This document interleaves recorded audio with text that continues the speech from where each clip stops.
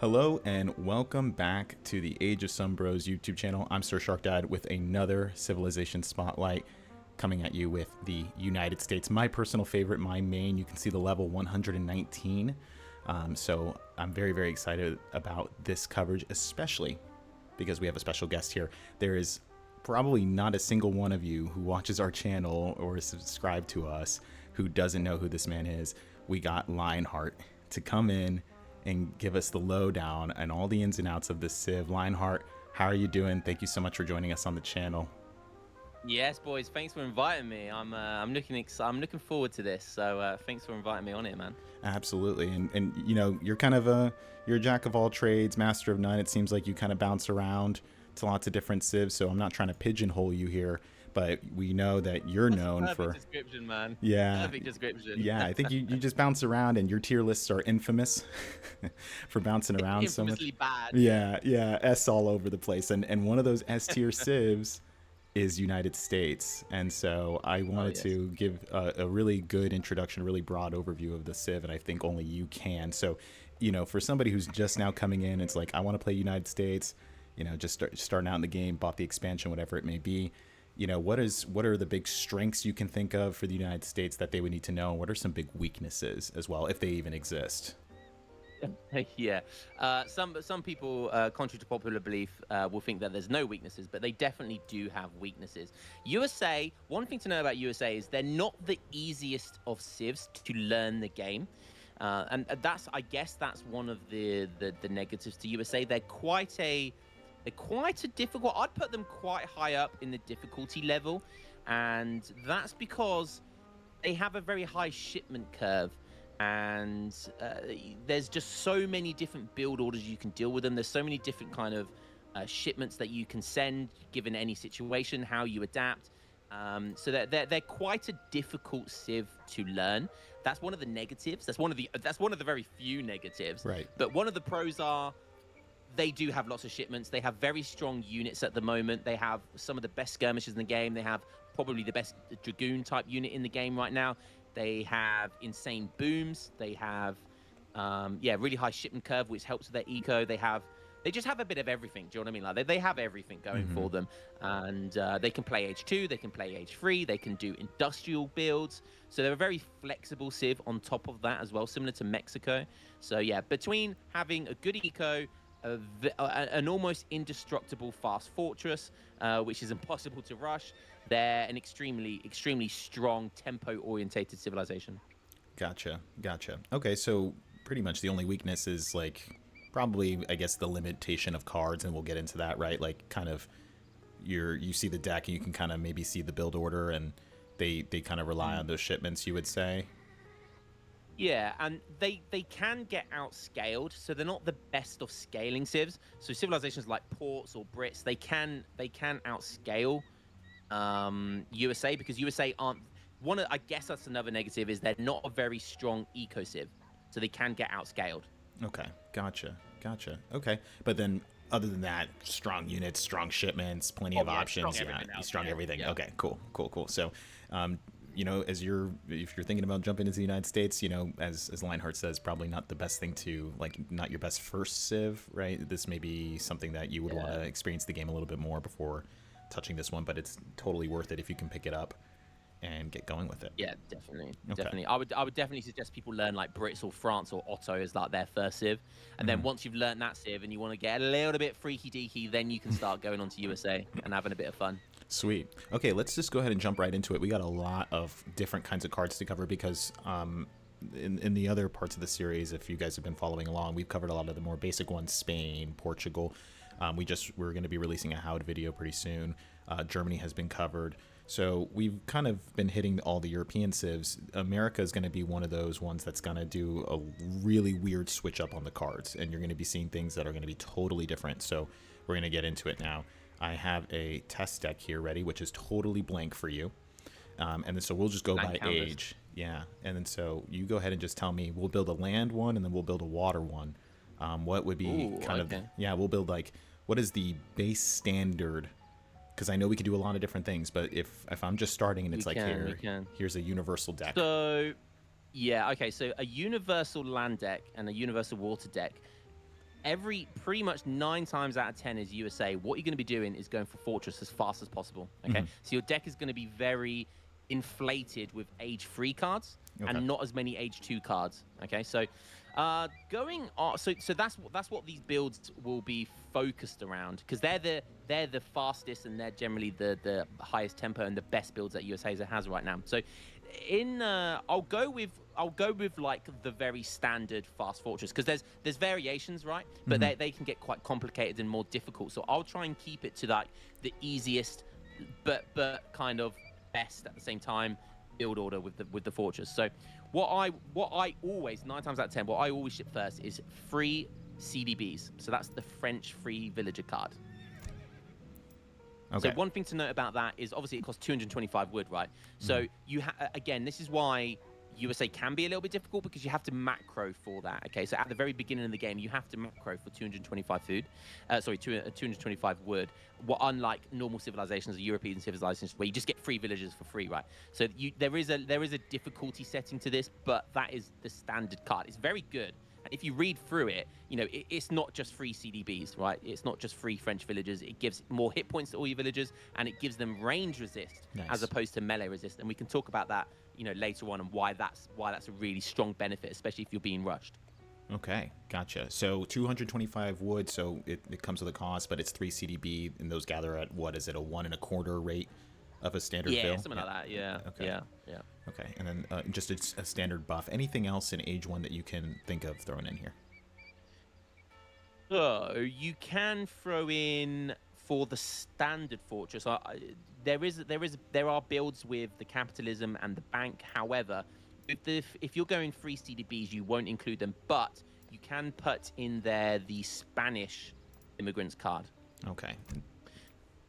Yeah. So if you want to do a little variation of the Fortress Age, and you want to do a little bit of kind of a semi-fast Fortress, and you want to get a couple of pikes and a couple of units out before you get Fortress Age, that's a really, really great card to give you lots of tempo, early 5 pikes from the levy, and it gives you an XP trickle as well, which is great for tempo. So yeah, so that's a good card if you get confident with the fast Fortress, and then you want to start doing semi-fast Fortresses, that's the card for you. Okay, and these shipments, so 300 food costs, but it's totally worth it just because, can you talk a little bit to that XP trickle rate, right? Because, you get the books, right? So if those who don't know, you get books as part of your shipments for United States, which add extra XP, but then you also have this additional trickle rate that basically makes it so that, because United States already gets the first shipment fastest than any other civ in the game, I think, correct? Yeah, maybe not as quickly as Spain. Okay. But I'm not sure, or Otto, because they get a mosque and a TP. But yeah, talking about that card, so you see it's 1.7. So in this game, in Age of Empires 3, a trade post is regarded as about 1 XP per second. Okay. So that in itself is relatively close to 2 TPs worth of XP, which is, when you think about it, it's kind of insane, right? For 300 food, right? So it's basically a TP and a church worth of XP. So just that XP trickle is kind of insane. It gives you an outpost as well, which is worth 250 wood. You can obviously send shipments to that outpost. You can send the pikemen from there, and essentially that card allows you, on top of shipping Minutemen, like the normal Minutemen, you also have the alternative of shipping 5. I think it's 5 or maybe 6. I don't know how you pronounce it, like Terraso? Tercios. That's it. I can't pronounce that, but yeah. So basically, they're like consulate pikes. Right. So they're stronger than normal pikemen, much stronger than normal pikemen. So yeah. So it for 1 shipment in Age 1 that costs 300 food, you get so much value from it. Okay, huge. And so, and I think this is also probably a good time. Do you want to talk, because now we're talking about the levy and the pikemen versus the Minutemen. Do you want to speak into that now while we're here? Yeah, sure, okay, yeah. sure. So, and again, this is why USA kind of come with a slightly higher difficulty setting than normal European civs, because normal European civs, once you ship the Minutemen, you only get 1. Right, from the TC, you can tech for 300 resources, 150 gold, and 150 food, and you can send 6 Minutemen. With USA, their Minutemen can be shipped on an interval. I think it's every 2 minutes or so. Yeah, something. So like for 300 resources, you can ship 6 the same Minutemen. Another thing to mention as well is the Minutemen with USA, they they lose HP like normal Minutemen, but whilst normal Minutemen lose their HP down to 1, USA's Minutemen will only lose up to half HP. So it's about 100 HP that they'll stay at. And they're very tanky. They're very tough units. So one thing to know about USA is to be a good USA player is to constantly be shipping that levy. So constantly be teching into that levy every time you get the ability to do so.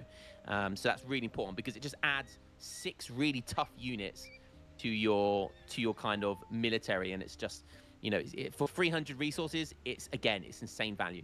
Huge. Okay, cool. And then so what Spanish Immigrants does is you have the option of either levying the Tercio Pikemen versus the Minutemen, like this, which are basically like a kind of a musket sort of unit, kind of. Yeah. Okay. Yeah. All right, cool. So we're done with age 1 for a land deck. So like you have all these options, and as Lionheart said, there's tons of different, like, you know, we can get into German immigrants, Chinese immigrants. I mean, these immigrant cards, they allow you lots of different various build orders, but for standard FF to semi-FF play, Spanish immigrants and French immigrants are probably the best cards that you could probably have in your deck in terms of the age 1, I would say. So yeah, for the standard build, definitely. And just on that, you know, this is why USA is such a fun civ, because all of the immigrant cards, the ones you just mentioned as well, they're all used. Everyone has like some build order that includes Chinese, Spanish, German, French, and Dutch immigrants, and Irish immigrants. Irish immigrants is used quite a lot as well. Yeah. So yeah, I see every top USA player use every single one of those cards. So that's another great thing about USA. They're such a flexible civ.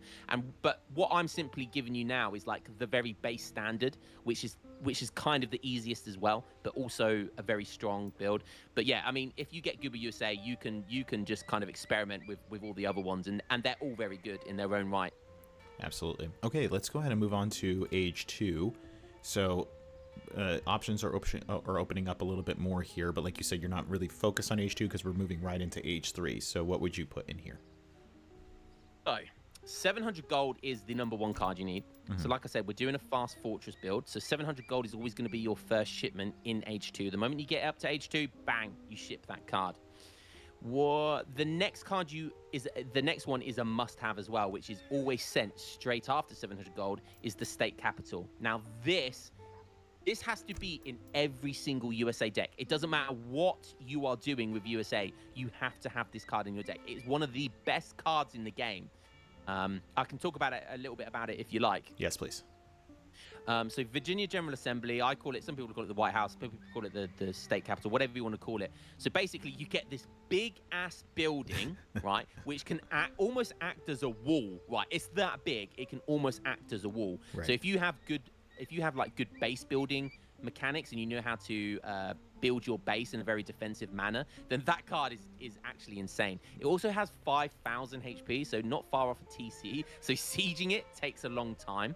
But the reason why it's so damn good is because once you ship that, I think once it gets built, and it gets built very quickly, so it's almost impossible to siege down, even if you catch the foundation early, it gives you 320 XP, I believe it is, which, especially with USA that already has a fast shipment curve, it's almost instantly going to give you another shipment, which is kind of insane.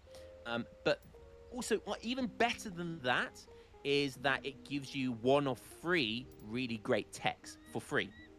So you see that it says one of the techs in it. So when it's built, okay, there's a couple of there's lots of different techs you can get from the state capital. It's a very unique building, but there's 3 techs that are free. And one of them, which 9 times out of 10 you will always send, is the faster age up tech. So essentially, this card is, honestly, I can't express how insane this card is. It gives you 300 XP. It has 5,000 HP, right?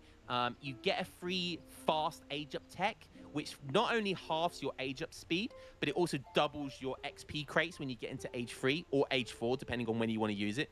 And yeah, it can be used as a wall. It's just an insane card, right? It's just an insane card. When we get into the game as well, we can talk about more about what else you can do with it, because obviously it can send wagons like TP wagons, TC wagons, outpost wagons.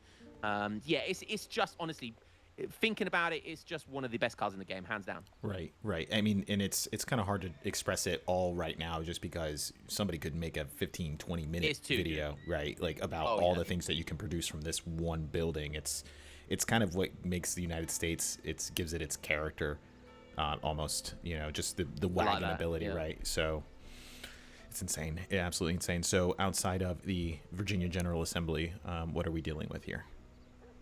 Okay, so we go. So anyway, when you're in H2, you go 700 gold. You go state capital.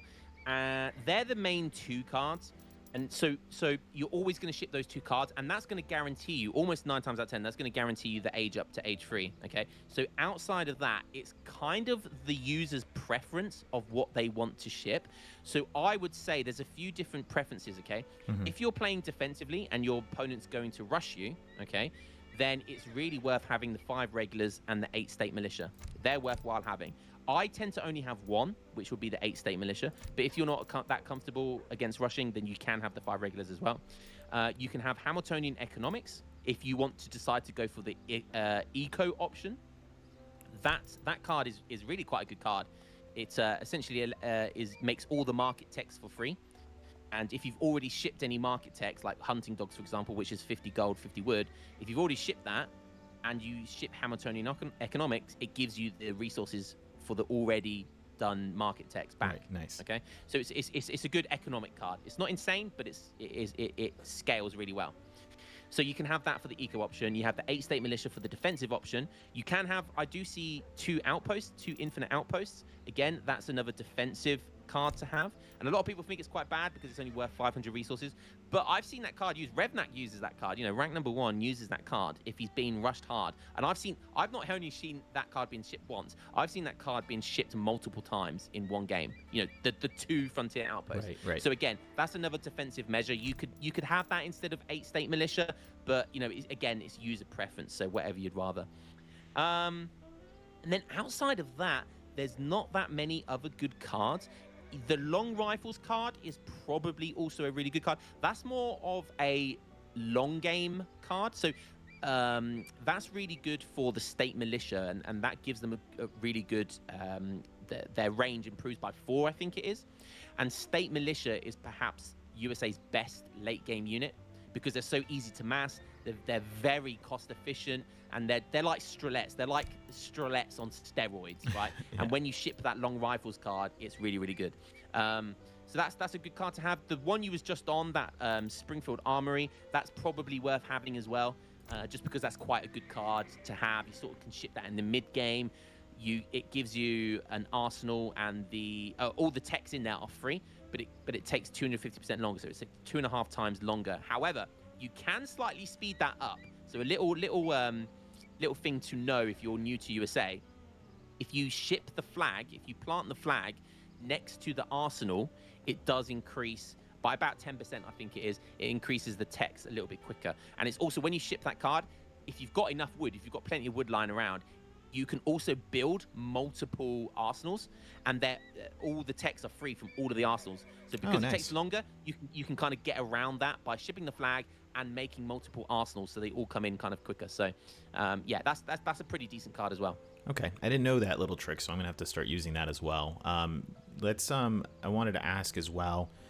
We kind of touched briefly upon state militia and regulars. So you kind of described the state militia. Do you want to kind of tell us what these units are? Like, if I'm brand new, I'm like, I don't know what a state militia or a regular is. Yeah. Shall I talk about all of their units, all of USA's units, or just those 2? Yeah, let's just do those 2, and then I think when we get into H3, then we can start throwing all the heavy hitters. Yeah, that's a good idea. Yeah. Okay. So basically, the main 2 units that USA have is they have regulars, which are essentially their musketeers. Now, one of the reasons I love, you know, everyone knows me as a Musk Falcon enjoyer, right? So I do enjoy my fair share of musketeers, and regulars are definitely one of my favorite musketeers. Now, how regulars differ from normal musketeers is they are slightly more expensive. I think they have about 25 more food cost. It's about that. So they're slightly more expensive, but they hit harder, and they have 2 extra range. One thing you'll see throughout USA is that one of their unique, one of the things that makes USA unique is that almost all of their units have extra range. So apart from state militia, so regulars, like a normal musketeer has 12 range, a regular has 14 range. Nice. So that's something that makes regulars unique. So they can kind of, it's much more difficult if you're making crossbows, for example, to kite regulars. So that's a really nice benefit for regulars. Okay, so they're just cool muskets, basically. Just train these guys. They're great. Yeah, just better than normal musketeers, basically. State militia, they're essentially, the best way of looking at them is they're basically strelets. They're kind of like, they're more like a strelet than a crossbow, because they have a gunpowder attack, right? So they're basically their strelet. So they're USA's crossbow version. They're an okay unit early on, but they really come into their own in the late game. One thing to note about state militia, they have less range than normal. However, they benefit, the more state militia that's around them, the more HP they get, up to a maximum of 20, I think. So if you have 20 state militia all next to each other, it will increase each state militia by an extra 20 HP. Nice. So that's a really nice buff. But obviously you need to be able to make enough of them for that to be worth it. So that, again, that's why they become really good in the late game, because you can just mass infinitely, state militia. Yeah, and something to note, they are cheap, but it is a food and wood cost as opposed to a food and coin cost for the regular. So the macro can be a bit weird, just in case. Okay, cool. So we can leave it with this setup, you think? No wood cards going into this deck? No, so I unlike a normal fast fortress where you would go 700 gold, 700 wood, like that's a classic Otto FF, that's a classic Spain FF. Again, the reason why USA are slightly more difficult, their fast fortress can be more difficult, is because you have to macro the wood yourself and put villagers onto wood. Okay. But we can come on to that, because there are actually ways around that, such as the Russia Blockhouse card, which I'm sure we'll come on to next in Age 3. Okay, let's go ahead and move into Age 3 with that being said, and there it is at the top left-hand corner if you want to, obviously, it's going right in there. So it's basically a pick-a-mix, of what cards you want to do. So with this build, with the build that we've decided to go for here, it's very infantry-based. It's more infantry-based than cavalry-based. So it's not as heavy skirm goon. It's more musk skirm or musk gatling, or musk cav, which is kind of easier and much more standard.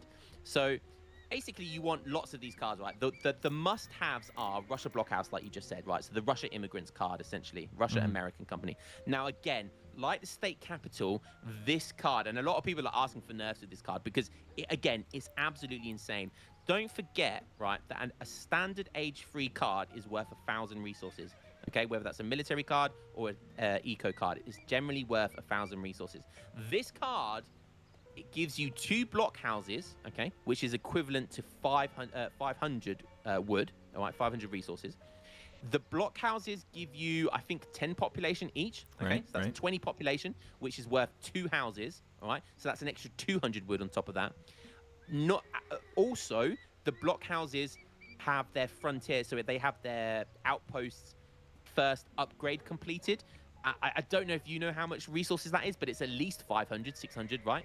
Nice. The first outpost upgrade. Yeah. And all other outposts will be upgraded as well. So it's not just those blockhouses. So that's already over 1,000 resources, okay? And then on top of that, it gives you plus 30% gather rate to hunted animals.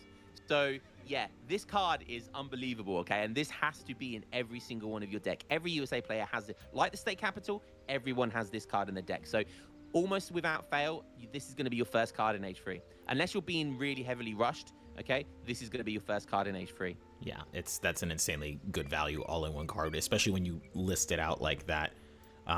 It's absolutely basically bonkers. 2 shipments worth. Yeah. Basically 2 shipments worth.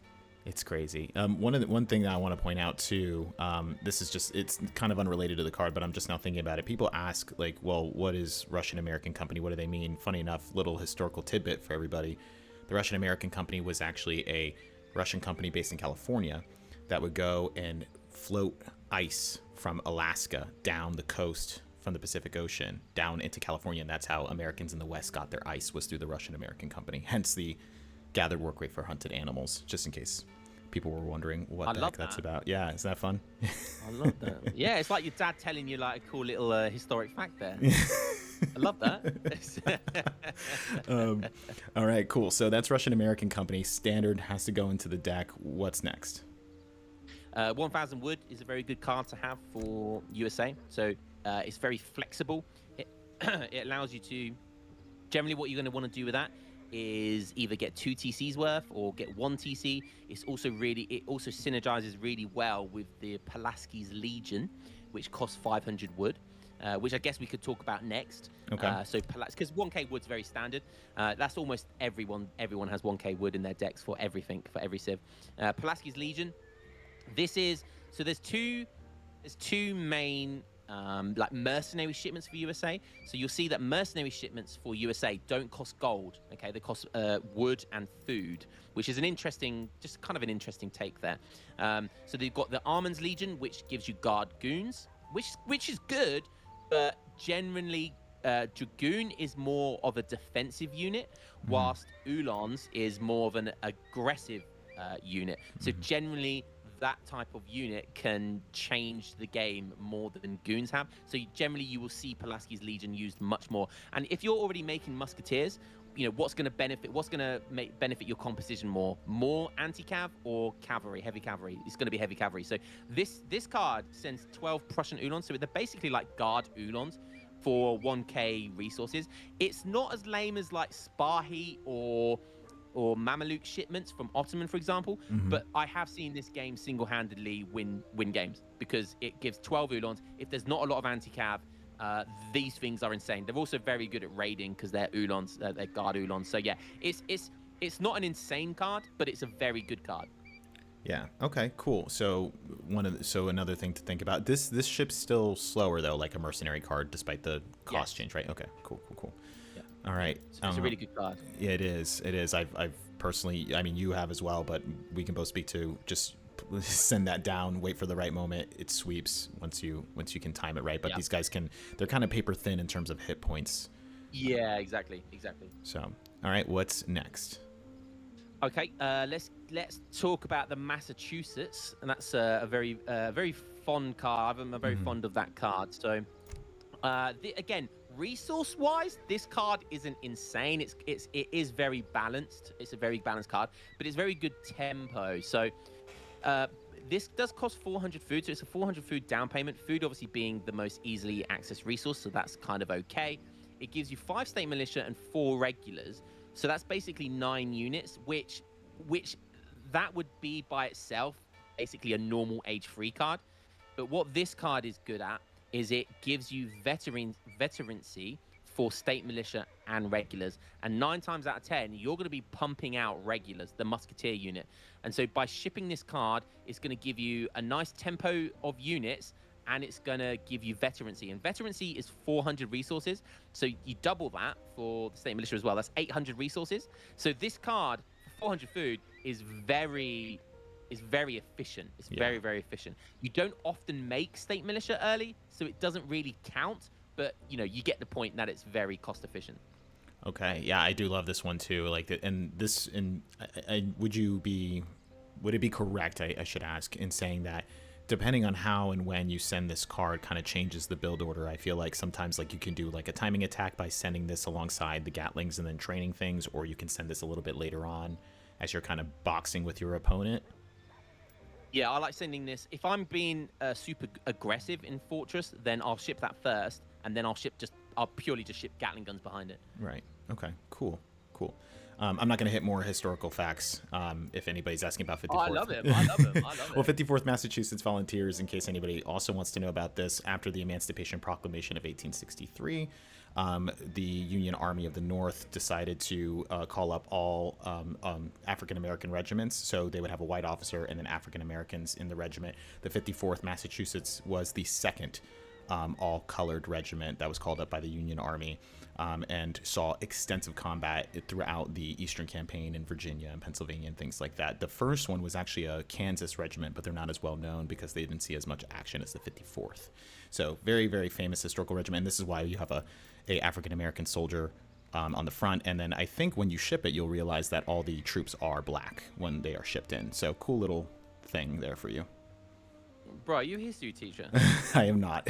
You should be. I got a degree in history, but I haven't. I don't use it for my present work. Yeah, Cool. yeah.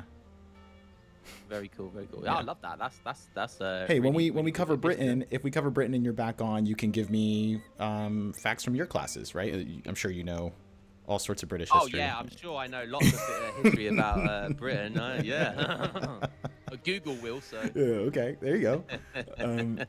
Let's talk about let's get into really quick before we get into the next cards. I know people are probably looking at maybe the sharpshooters versus the carbine cavalry. Do you want to speak into those now? yeah. So normally with so I'm doing like a standard fast fortress build, and there is like which is kind of very meta dominating at the moment. There is very much a skirm goon fortress build, but it's not as quick. It's much harder to pull off, and it's much more susceptible to rushes. So I don't want to go too heavily in the goon section of this because it's a much more standard and like user friendly build, like a noob friendly build. But it's definitely worth having the sharpshooters. So it's definitely worth having, because you're going to be making mostly musketeers, and so adding sharpshooters in is really, really good. Okay, gotcha. And now, what are sharpshooters? I mean, just the skirm for the United States, I'm guessing. Yeah, so they're their skirm unit. What makes them different, like I said earlier about regulars having extra range, sharpshooters have the most range of I believe they have the most range of any skirmisher unit outside of maybe longbows.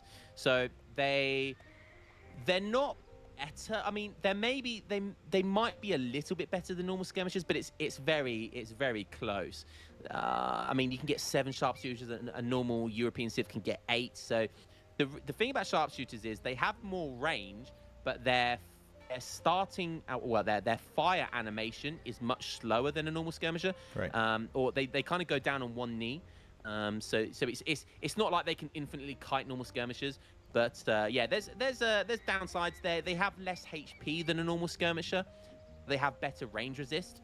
So again, they're better versus other skirmishers than normal skirmishers. But normal skirmishers can tank falconet shots and hussars or cavalry attacks a lot better than sharpshooters. Sharpshooters are very much paper thin.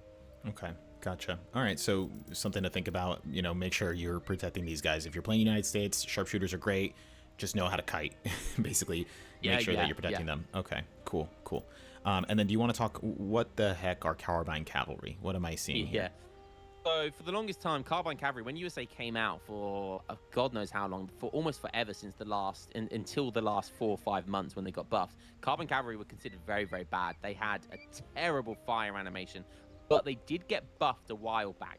And so continuing with the theme of extra range, these goons also have extra range, which kind of breaks the game a little bit. And this one of the reasons why USA are so good at the moment is because their dragoons can kite other musketeers, other goons. Their fire animation is insane. It's very instant. So they have basically the best dragoons in the game. Okay, wow, strong statement. Better than Portugal. Yes, up until Portugal can send their age 4 card. Okay, got it. So they need to be carded in order to really contest with this. Yeah, they're very early on. So early on in the game, carbine cavalry are the best until other civilizations have some really powerful goon techs or goon cards, but you have to ship them before.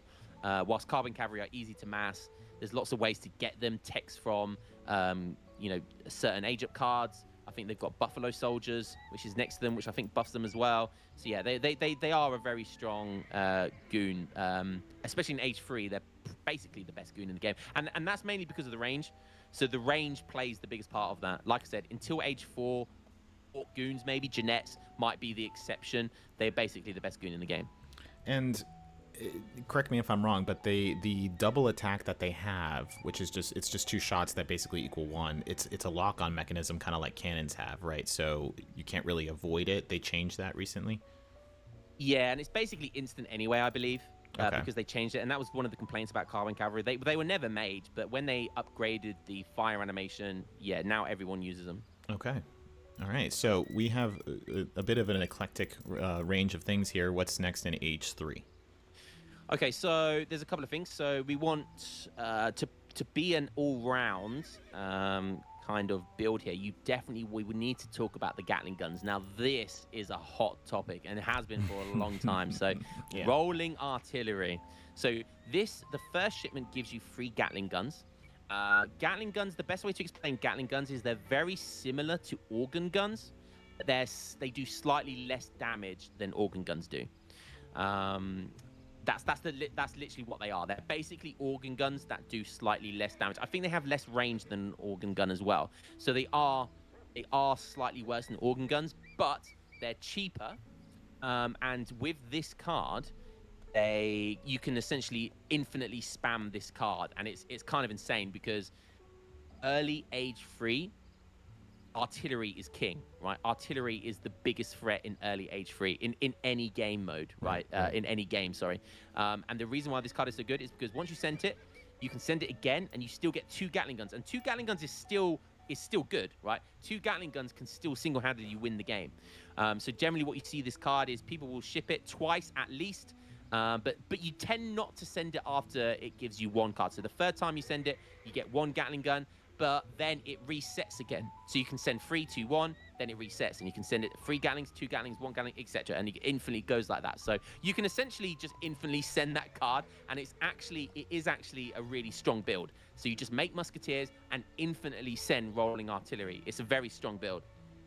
Okay. Now, what's the kind of swirling debate that you're seeing online regarding Gatling guns? You kind of mentioned that. So what's the deal? Well, it's more this card. People don't think it should be able to send infinitely. So some people say it should only be able to send 3 Gatlings. Some people say you should only be able to send it twice. It shouldn't reset. So yeah, people think this card is quite lame. Don't blame them. But I have to ask you, is it lamer than Spocky? Oh, nothing's lamer than Sparky. Oh, okay. All right. We're all of the same mind here. Okay, good. So what's next? So we have the rolling artillery. This is going to be interesting. So Gatling guns is going to obviously be thrown in there. This is your main bread and butter artillery. So for you as a prospective USA main, that you will absolutely be using Gatling guns, but just keep in mind that it's mainly a anti-infantry piece. It's not going to, or you can eventually reach the point that you make so many of them, you just walk them right up to falconets or culverins. Exactly. Yeah. Exactly. And with good micro, yeah, you can beat falconets, but likewise with good micro with falconets, you can also beat them. But there's a lot of micro politics around that and what wins and what etc. But yeah, but basically it's a very, very good card. Looking next, I think it's worth having 8 regulars. That's just a standard good musketeer card. Like I said, regulars cost more than a normal musketeer, so you only get 8 of them. I think the card next to the 7 regulars, I can't remember what it's called, but that's a very good United States Army. That's basically just like a musketeer upgrade card for hit points and actions damage by 15%. But it also upgrades Minutemen and your general, your hero. So it's just a guaranteed value from that as well. So yeah, that's a very good card. Very, very good card. Yeah. All right. And then as it says on the tin, really. I like to have the Skirmisher upgrade card as well, which is on the far right. So I like having Continental Rangers, just because you can't just make Musk Gatling forever. And generally, when you get into the late game, that's a very good card to have for your sharpshooters and your state militia. Nice. And it also upgrades, and then we'll have to, we can talk about Alhoots when we get into the game, but it upgrades various other skirmisher type units that you can eventually get. But I don't know. I mean, you would know more than me. Do you see the Kree trackers? Because I know that the United States can get those as a native, depending on the age up, and then they have certain upgrades. Do you see any Kree tracker builds out there? I know this is kind of an off the wall question.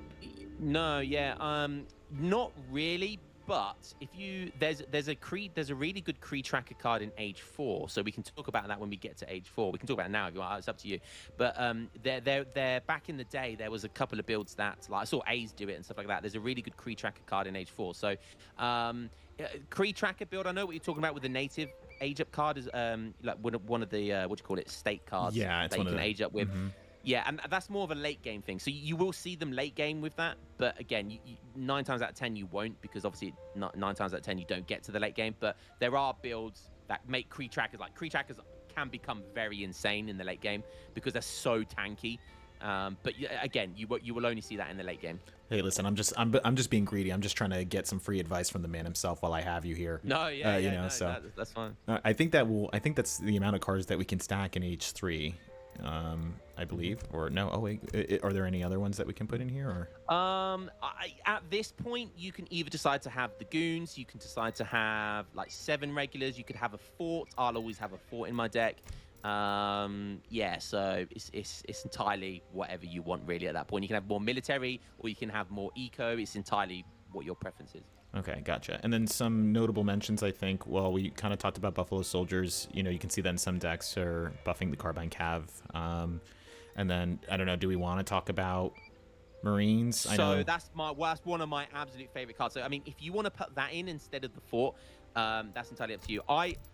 With the standard Fortress build, I wouldn't recommend people try the Marine build. But the Marine build is perhaps my favorite build of USA, and it's very you can go down like the build order we're doing now. You can very easily transfer into a Marine build if you're doing the standard fast Fortress build, but it is difficult to do it at a high level. It's quite difficult. So, but it's up to you if you want to leave it in there or not. Okay, I'll keep the fort in, but I do want to give it a quick honorable mention as to exactly what this card does. Okay, I can talk about what it does. So basically, we talked about the Minutemen, right? And how a good USA player should always constantly be shipping that levy, okay? Right. And you can often get into like age 3, right? And you can have 3 of those levies, right, shipped, right? So for 300, 600, 900 resources, you've basically got a small army, right? You've got a lot, like 6, 12, 18 Minutemen, right? So what this card does is it basically transforms all of your Minutemen into Marines, okay? Which, by the way, look so friggin' badass, right? That's one of the coolest things about them. But Marines are, I don't know how you explain Marines. They're basically a Minutemen on steroids. Yeah. They're like Musketeers, just without the melee resist. They have range resist, which makes them an even better all-round unit. They're also insane at sieging. They have like 45 siege or something. They used to have more than that. So yeah, so they're a really, really strong all-round unit that have insane siege. Yeah. So yeah, there's lots of cards like state cards as well, which you have to go down to synergize with this build. There's like a shipment, a state card that gives you like a levy for free from each TC, and you can do like really early free TC builds that give you like instant 18 Marines and things like that. So there's lots of funky builds for Marines, and yeah, once you start getting good with the USA, there's a couple of really fun Marine builds which are insane.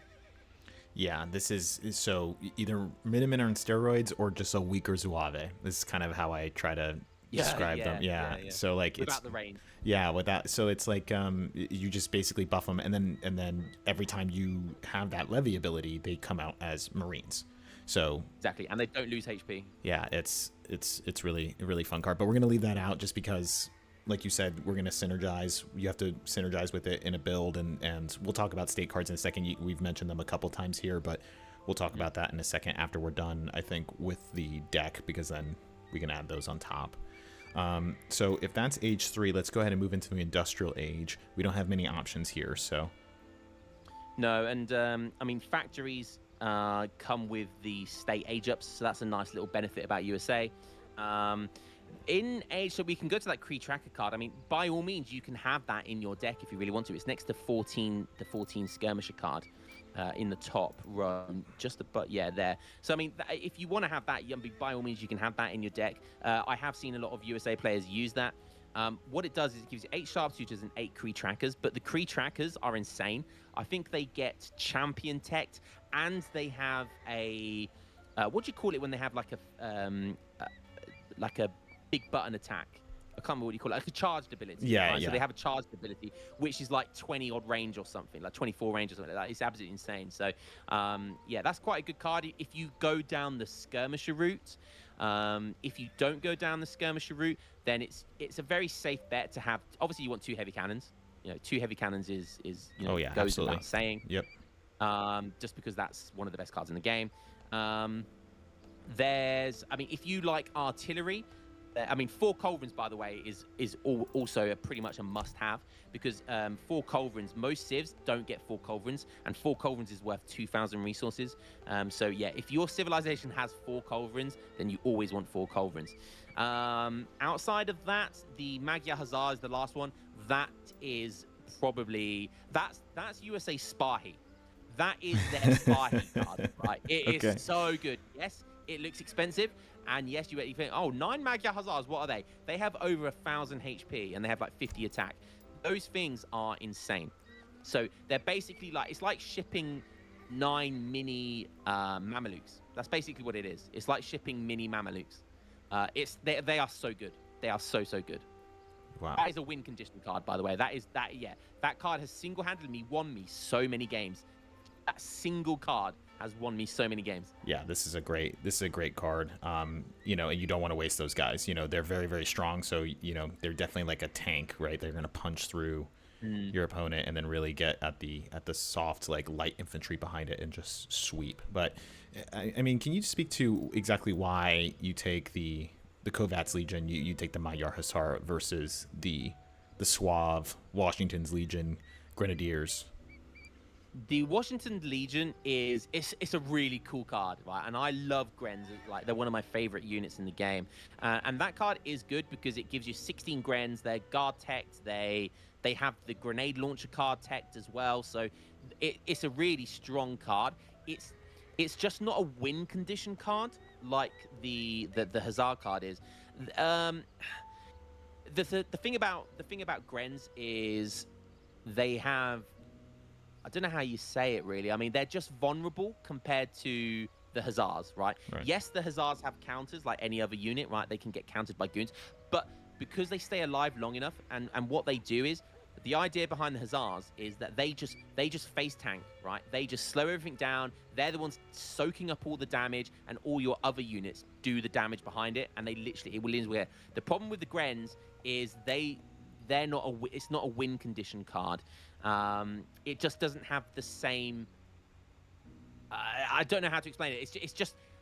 It's a good card. It's just nowhere near as good as Kovat's Legion. Like, nothing is as good as Kovat's Legion, and it's not even close. Like, if you want to go down the Gren Tech build, it's a great card to have. Then what I would suggest you do is have both of those cards in your deck. Because you always want Kovat's Legion, but if you like Grens and you want to go down Grens, then Washington Legion, by all means, use it, because it's still a good card. It's just not on the same level as Kovat's. Gotcha. Yeah, there's something about buff men with sabers, right? Like, coming down. Yeah, exactly. They just even against musketeers and goons, you know, they just stay alive forever. Like, they're so good, so good. We did talk about. I mean, if this was me, this is what I would have in my deck, okay? But you can probably get rid of 4 Culverins if you want to replace it with something more fun, because there's a couple of other really important cards that need talking about with USA. All right. One of the benefits from USA, we talked about the state capital card earlier. When you get into the late game with USA, they become one of the most cancer civs to play against. And the main reason for that is because you can spam outposts from the state capital. Okay, so you get 250 word, you get one of the wagons from the state capital. It doesn't involve villagers building it or anything like that, and you just spam outposts all over the map. And you might think, well, that's not that strong, but you pair it with heavy fortifications. Now, USA are the heavy fortification civ in this game. So you put that down, and all your forts and outposts will get upgraded to the max. And if you haven't played against fully upgraded outpost spam on the map, you haven't played against cancer before. Like, this card, like, paired with the state capital, is just insane. And that's one of the reasons why USA become a really good late game civ, because you can spam outposts so efficiently. Right. Okay, so this is like a sort of kind of turtle variety, but even then, you can still. It sounds like you're saying you can mark the outpost forward. Yeah. Oh, yeah. 100%. You can play it defensively, which is what I tend to use because, you know, I'm a cancer player. But you can use it to take the map as well. It's a really good way of taking map control. Interesting. It's a really important card to have. Okay. There's also like the heavy cannon upgrade card as well. There's a couple of other really important ones, but again, you know, if you like to spam heavy cannons, yeah, the one you was just on. That is a really good card because USA can have like the best heavy cannons in the game. To get a 20% buff to heavy cannon HP is actually insane, and the build time is actually insane.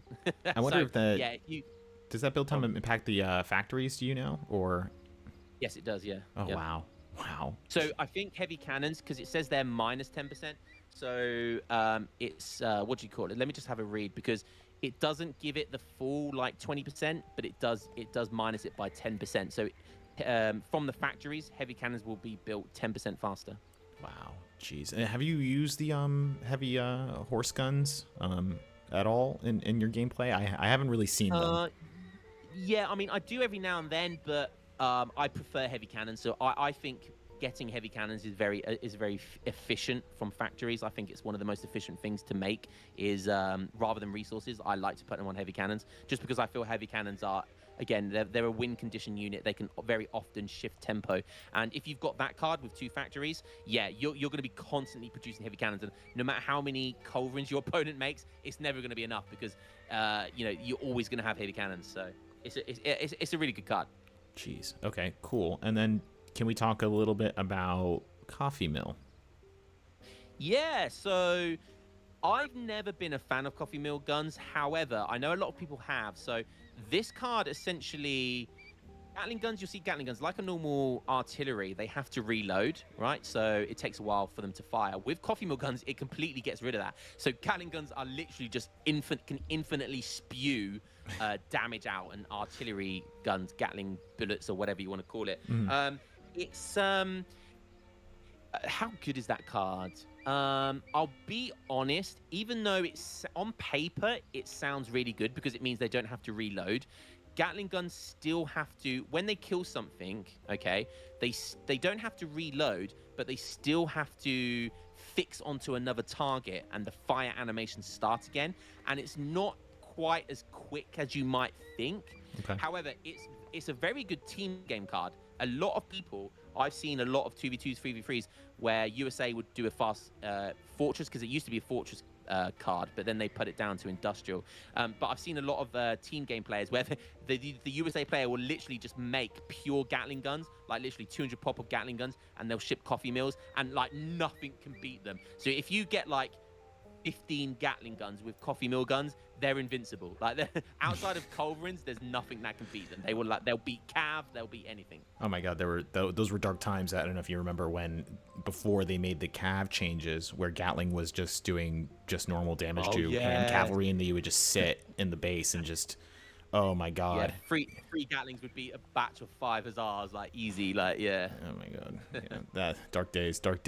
Any other honorable mentions, you think? There's the British mana card, British immigrants. Yeah, that's an okay card. Most people tend to go with the California Age Up, and we can talk about that later, which gives you free villagers from TCs. But if you don't go for that Federal Age Up, then the British Mana card is pretty good. The only other thing worth mentioning, there is that Hot Air Balloon +1 TC. I do actually have that in my decks because it comes in very fast, which any card that comes in fast is generally a really good card. Just because the time it takes is instant tempo, right? That's the way I see it. So giving you, when you're in Age 4, you get a free TC, right? Which is okay. It's 500 resources. You get a Hot Air Balloon, okay, which you can constantly use from your general. And if you're a good player, like having free scouting from a Hot Air Balloon that your opponent can't do anything against, has that card there, I kid you not when I say that has won me games, because you can just plant that in the middle of the map, right? And the amount of times people will just walk down the middle of the map thinking, right, he can't see me, I'm just going to pop up with 10 Falconets and there's nothing he can do. Bang, Hot Air Balloon, I see what my opponent's making, and then I can counter him. So that is a really good card. And Hot Air Balloons, they are very much underestimated these days, but that's because, they do take up a whole shipment, which is kind of bad. But again, late game, Hot Air Balloons, very good unit. Right. Okay, cool. So, and again, if you're watching this and you're like, oh, I'm interested in all these different cards you guys are kind of skipping over, they probably have some sort of place in a different build order outside of the standard, and so we don't really have the time to get into every single card, but we're gonna give some honorable mentions. So, and as we said, heavy fortifications versus Fort Culverin, kind of up to you, just depending on exactly what the play is. But for Culverin, it seems like from a more competitive standpoint, like I'm trying to win the game. You know, like right now I got to counter the artillery. For Culverin seems like best bet or best practice, you know, for learning, you would say. Exactly. Okay. Exactly. Okay, cool. So everybody take a picture. This is your standard land deck from the man himself. So, you know, go ahead and take a look at that standard semi-FF or FF play. We mentioned the states, so let's go ahead and talk about it now because we're dealing with a size 21 deck, right? So that's smaller than the average European deck. So do you want to explain exactly why that is? Yeah, so they get 21 cards, and most civilizations get 25 cards. So you might be thinking, well, why is that? That's a bit unfair. Plus, they don't have factories. Well, in actual fact, USA can get more than 25 cards. Right. So another unique thing about the civilization, and again, which adds a level of complexity and lots of like information overload, especially if it's the first time you're playing the Civ. Every time you age up, you can age up with a different, like, let's take an example. So with France, right, you can age up with, let's say, the quartermaster. You can age up with the exiled prince, right, and they give certain bonuses.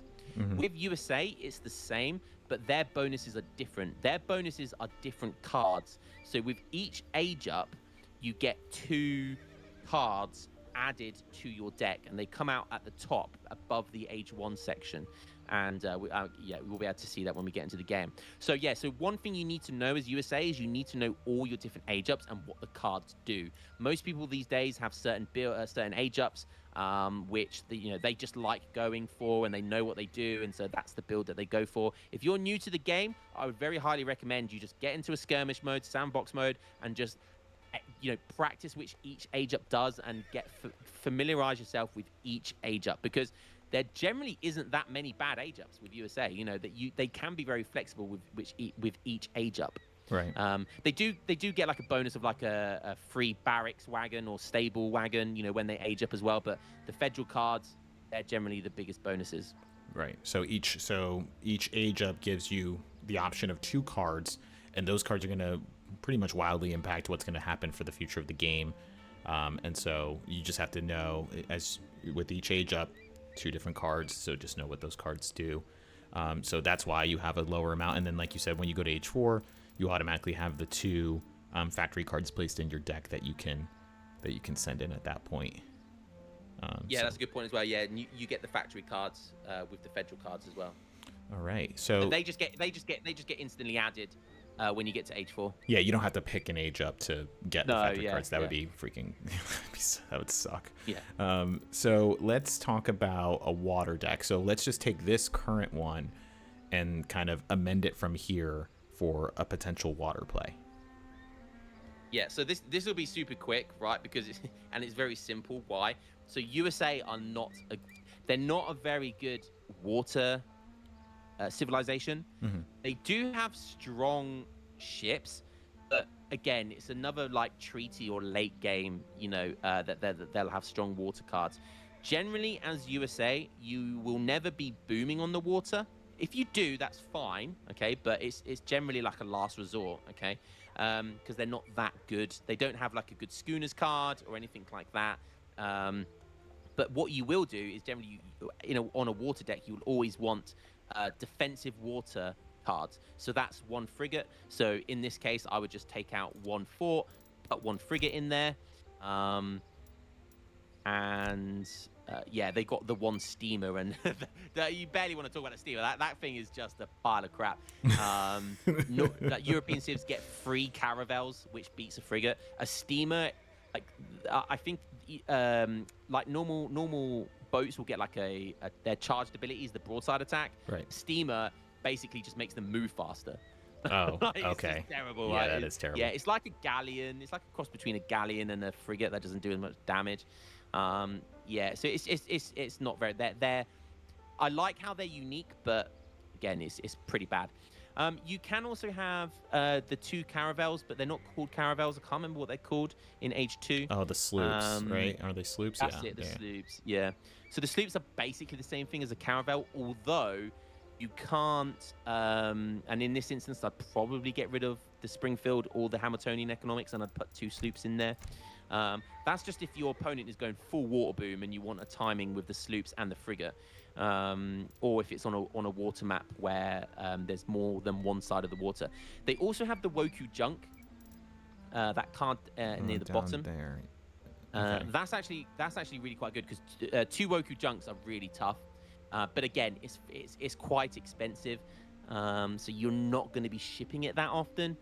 You're going to be relying on things like Gatling guns and Russia blockhouses to defend the water more so than you are boats. But again, basically, as long as you've got 1 frigate in your deck, that's the most important card to have, and that's basically the only difference. You can probably you could probably get rid of 2 sloops, and you could probably have the 2 card. I can't remember what they're called. The Ironclads in Age 4.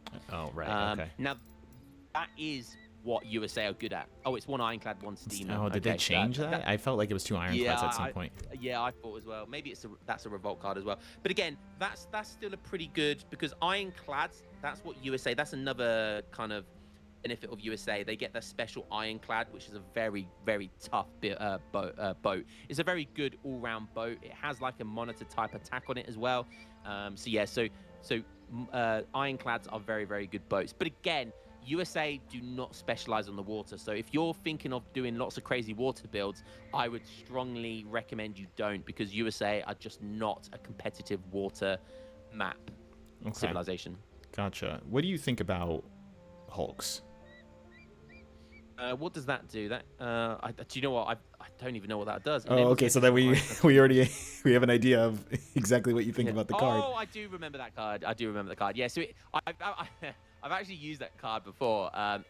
The block thing is funny, I have to say. If your sets evading chance, it gives it. It's such a weird card. However, if you, it's not a bad card. Okay, it's not a bad card to send. If you are playing someone like an Otto or a Portugal player, and you know that they're going to be going heavy on the water, then a good strategy is to do a fast industrial build and then ship those boats. And you can ship Hulks in there as well. If you're playing on a very big water map, again, you can have that card. It's not a bad card by any stretch of the imagination. But what it allows you to. It doesn't give you instant tempo. That's the problem with that card. It doesn't give you a lot. It just buffs Ironclads and allows you to make another one. So that's the problem with it. It doesn't give you a lot of tempo, which most of the other cards in that do. I mean, all of them do pretty much. You're essentially investing in a card which gives you 20% chance to evade attack, plus let you build another Ironclad. So again, it's more of a late game water card. It's not bad, but it's not good either, if that makes sense. Yeah, I see. I figure I want to ask because just it's such a funky, unique card. It's such a unique card. Yeah, but all right, so we'll just avoid it. But I feel like, I don't know, the Steamer, I'm sure there's some sort of play with it just because it can train unique units. So maybe you can do something cheeky where you can kind of put that in the back and then train up maybe some mercenary units that you send in. But I don't know. Yeah, I mean, I've done it. I've used it before, and you take the Steamer to the opponent's kind of side of the base, and then you just make a load of hussars and just run the hussars into his base. So Steamers are okay, but shipping 1 Steamer in Age 3 is just terrible, right? But shipping an Ironclad plus a Steamer is okay. It's okay. Okay, so it's an okay card, gotcha. But so better than just doing an infinite Ironclad. Yeah. Okay, Yeah. Got it. Yeah. Because generally you're going to be defending the water, so you want more boats on the water. I'm just not realizing this is such a weird thing just because there's so many, all these decks are all these ages are just massive Civil War references for us Yanks. Just because the Ironclads, this is the, you had the Monitor, the USS Monitor, which was actually a Confederate ship made in 1863, and then it fought the Merrimack, which was the Union version of the Ironclad, and then they couldn't destroy each other, and so they sailed away, which is the inspiration of the Hulks. It was basically the first steel warships ever made. So they fought each other. Yeah. Very interesting. Who made the first metal ship then? Was that the Yanks as well? So it was the all metal warship that we made during the Civil War. Both of those, the Merrimack and the Monitor. The Ironclads that you see in game are based on the Monitor, which was the Confederate side.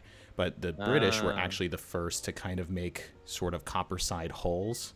in their warships. Right. So during the Napoleonic Wars, right? So they ended up saying, "Hey, let's put some metal in these bad boys because we're launching cannons at each other." And so they kind of had the first brilliant idea of actually, protecting their sailors.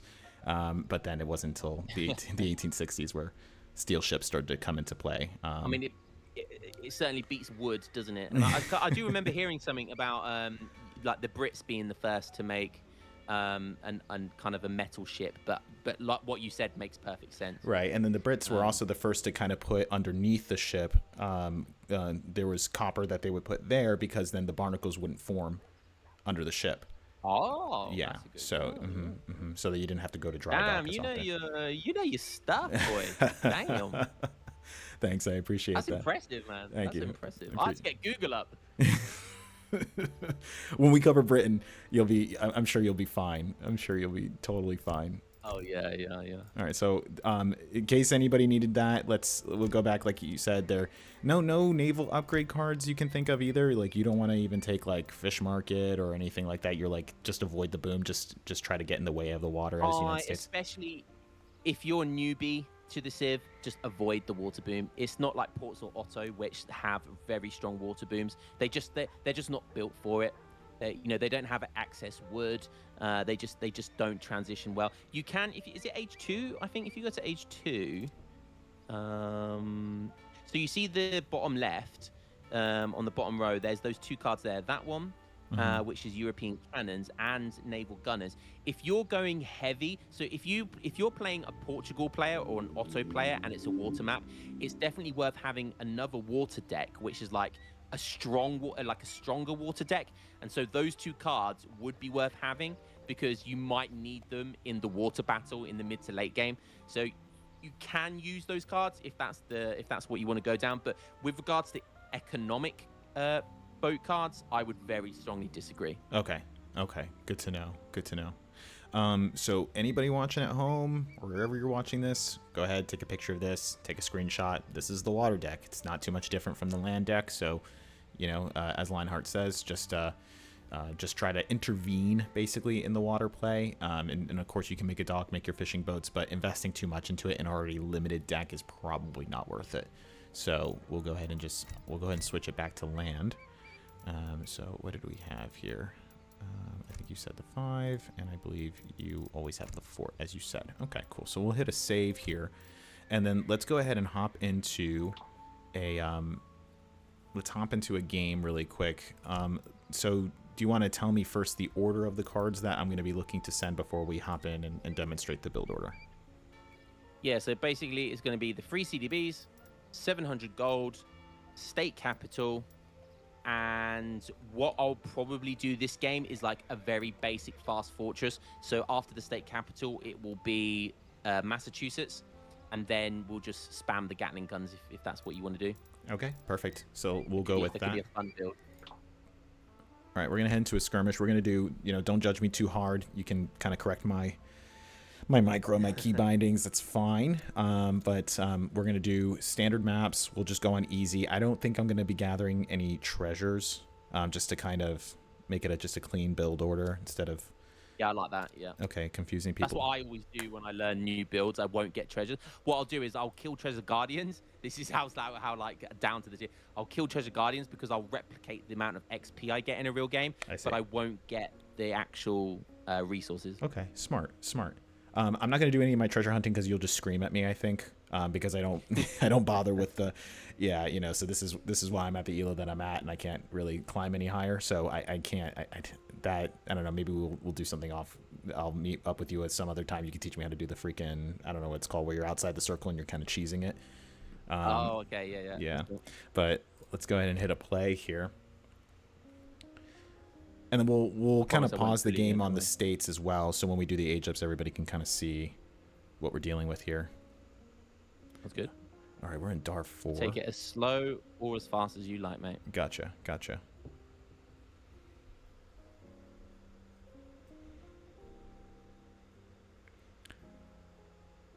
Decent map.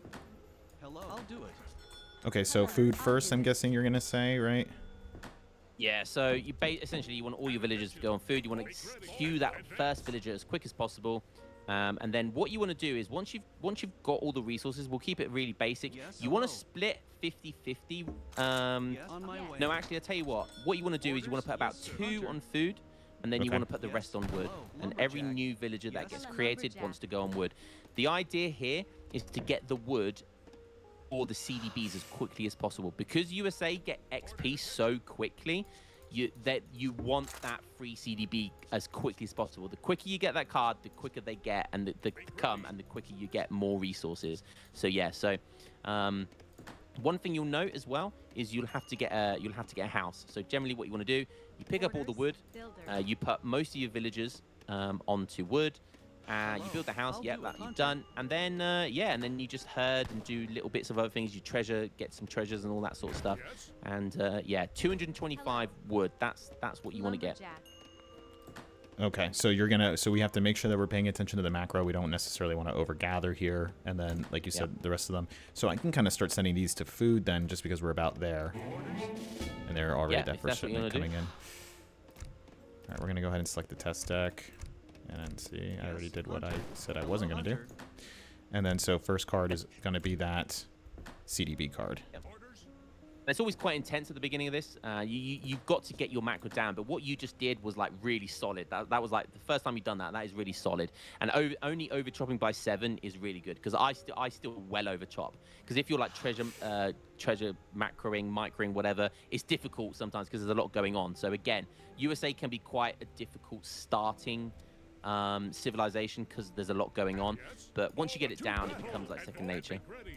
And so when we're dealing with in terms of amount of vills on age up, is it 15, 16? I know there's probably different theories about how that's supposed to go. Yes. So I think it's 15. You can sometimes, depending on how good treasures are, sometimes you might have to On go my for 16. hunter. But no, sorry. I think USA is generally 16.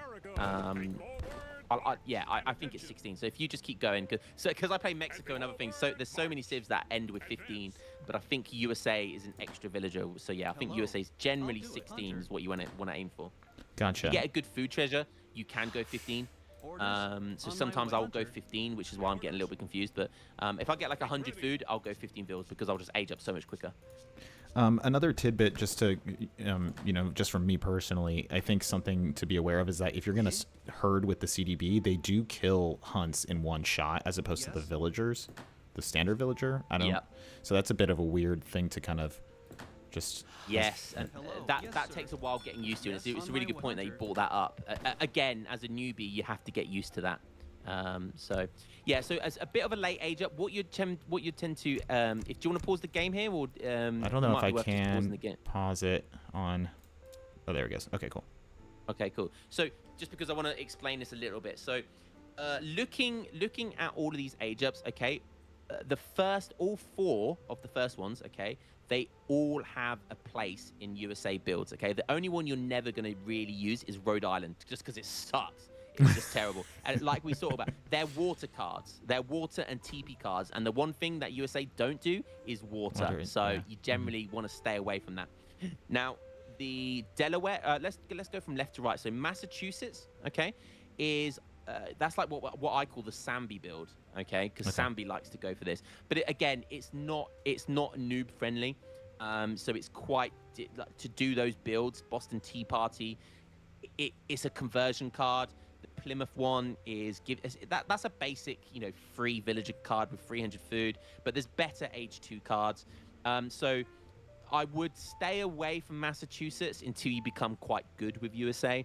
Going over to Virginia, I can talk more about the cards if you want. If you want me to go into detail about the cards, I Yeah, can. no, So as much as this- you want. Okay, so Virginia is going to be your staple, okay? This is where USA are happy, okay? Between Virginia and Pennsylvania, okay, they're the 2 that you almost always want to be going up. Virginia, I almost always go up with, okay? So the reason why, it gives you military wagon, just like most of them do. But that card right there, Virginia Plan, is a really good card. It essentially gives you an extra shipment.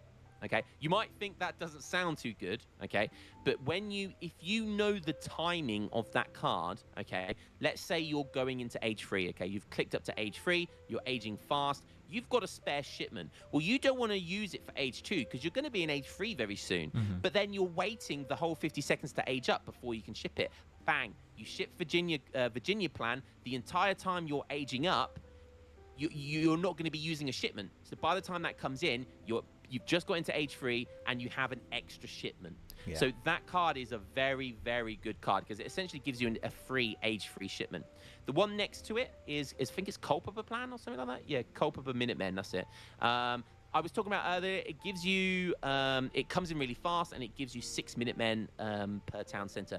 This can be used very defensively. So there's 2 ways to use that. So one, you can use that if you're being rushed really badly, like really heavily, okay?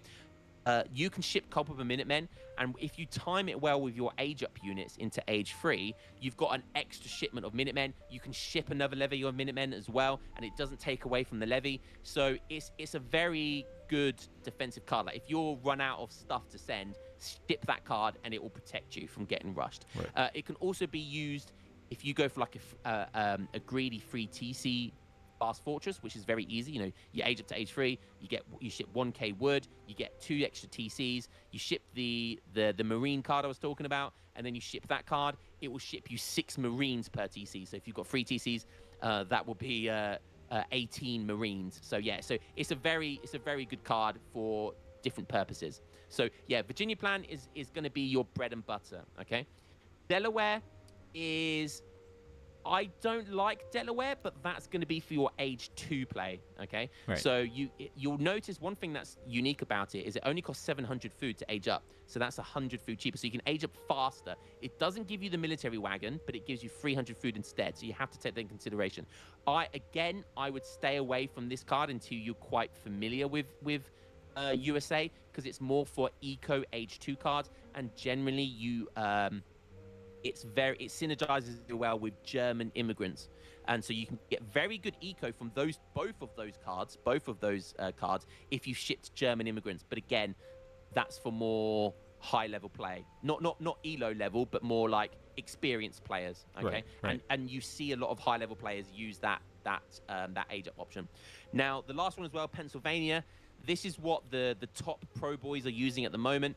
The main reason is Philadelphia Convention. Don't really use the other one until the late game, but that Philadelphia Convention, it gives you a meeting house, okay, which is a church, which gives XP, and it gives you a Pennsylvania Pound, which is a 2.5 gold trickle, which is almost a whole H2 card in of itself, and it gives you some really useful techs, which is like 5 goons and 5 skirmishers for about 625 food. So again, Pennsylvania is very, very strong. It's very the meta age up at the moment. However, I want to stick to Virginia because that's what I still do most of the time, and it's what the better basics is with Virginia. So yeah, once you start getting good with Pennsylvania, once you start getting good with USA, start using Pennsylvania. Very good for eco, very good for the skirm goon type builds. Yep, absolutely. So, and different things you can do, right?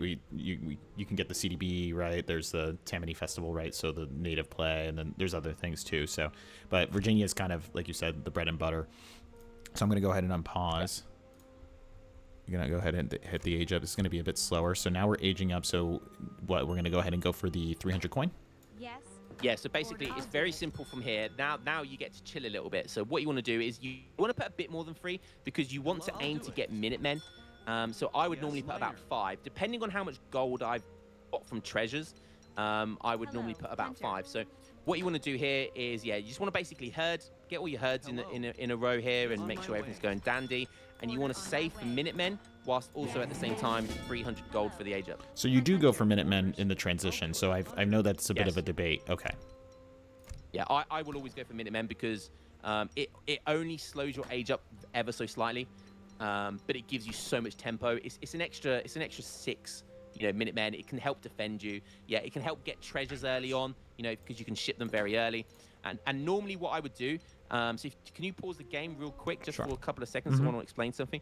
When you start getting good at this, right? So, and if this was a normal game, right, generally you would get some treasure. Hopefully you'd get some treasure, some gold treasures. Right. And what you're going to do right now, okay, one important thing to note is, we talked about Minutemen, so they lose HP down to 1 HP. But so they lose it down to 100 HP, okay? But in age 1, which you are right now, they will go down to 1 HP.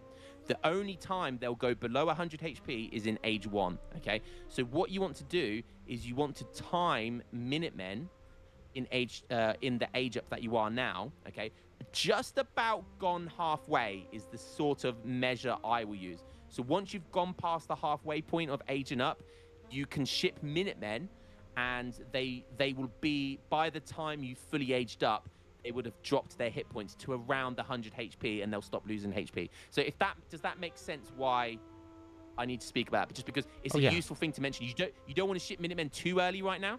Right. Because you can ship Minutemen in an age 1, right? But if you do, they'll go down to 1 HP. So what you want to do is when you're going into age 2, you want to time your Minutemen, or when you're about halfway aging up, and they won't go too much below 100 HP. Right. So what I typically do, and I'll ask you about this, is a couple of things. So I usually queue a settler, and then I will then send the Minutemen in order to make sure that I'm not exactly, because I believe they count against your population space. So that's that way that's another very, very good point. So so I forgot to mention, you're not getting a house at the moment, okay? You're not going to get a house until you've aged up, okay? Into age 3, that is. So what you want to do is, yes, you want to queue 2 or even 3. I normally get about 2 queued in before I can get my Minutemen, but if you can queue 3, then you should. Okay. So right now we can queue 3. And then we're going to go ahead and send queue 2. I would queue 2 or 1, because that will be much more basic and easier to follow. Now, for me personally, I wait until this bar passes the E in order to call it the Minutemen in. Okay. But I don't know if that... Yep. I know you said it passed the halfway point. Where you are now is perfect. Okay. That is perfect. Where you are now on the age up bar is where I aim to send my Minutemen, because you want to send Minutemen out early, because it gives you can get treasures, you can do a lot with it, you can kill your opponent's explorer. So there's a lot that Minutemen can do in this early stage. Gotcha. So here they come. So this is what they end up looking like. You can end up peeping the stats, but they're very good unit. Yeah, go kill some treasure guardians with them, and you'll show how effective they are. What is your command? And that's basically, when you get the Minutemen at this stage, you still haven't aged up yet. So basically what you're doing with those Minutemen, they can't kill villagers because they have negative multis, okay? But what you want to do is you want to find your opponent's explorer, and you want to find tough treasures which give a lot of yield. So you want to get those big treasure guardians. So now you've just aged up. Sorry, go on. Yeah, so we have this military wagon now. What do I want to make? So you want to put a barracks down and put it behind your TC, and then you want to ship 700 gold straight away. On my way. 700 gold. Yep. Basically, and keep this macro. So what you're aiming for is 300 gold. When you get 700, you'll have 1,000, and then you want 1,200 too. So you see that you almost killed a alligator or crocodile or whatever in one.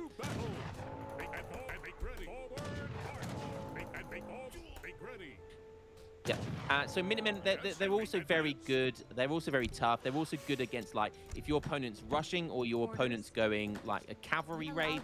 You know, those Minutemen will put up a good fight against cavalry. You know, so if you micro well, they'll put up a good fight. They'll deal a lot of damage, and they're just very good all-round units. So yeah. So now comes your macros looking really tasty. I would put 3. I always put 3 on the big one, and then I put 1 on each of the little ones, and that normally times it well. Okay. As long as you've got 300 gold. And then you want to ship the state capital, which you're doing. Fantastic. Do not forget about the state capital, because you want that down as soon as possible. Absolutely. But yeah, this macro looks really good. Hello. Yes. Okay. And then do we want to start transitioning some to wood, or when do you start wanting to do that? Yeah, well when you start aging up, that's when we'll do it. So let's actually pause here so Yep. you can see. Yeah, more cards. Yeah. Okay, so I'll briefly go through these. So this can be more flexible than what we did. Okay. Now there's more diversity in the other benefits that these age ups give you. Okay, most of the age ups that we saw before give you a military wagon. Okay, in this one, the first 2 give regulars. They're the musketeers. The middle one gives sloop, but you'll never send that. And you again, with the water one, never send them the water federal cards. Okay, you do not want that. Even if it gives you a sloop, do not send it. Okay, so forget about Maryland. So you want to make the decision, right? Do I want New Hampshire, Indiana, for the regulars, or do I want Tennessee and Kentucky for the sharpshooters? Now, there's two main ones, okay? So on the regular side, you want New Hampshire, okay? It's because the federal cards for them, okay, is French Canadians, which is 2 Napoleon guns. Anyone who doesn't know what they are, they're leather cannons on steroids. They are very, very good, okay? You can, and by the way, 2 Napoleon guns beats 2 Falconets, right? Hands down, okay? That's how good 2 Napoleon guns are, because they tank.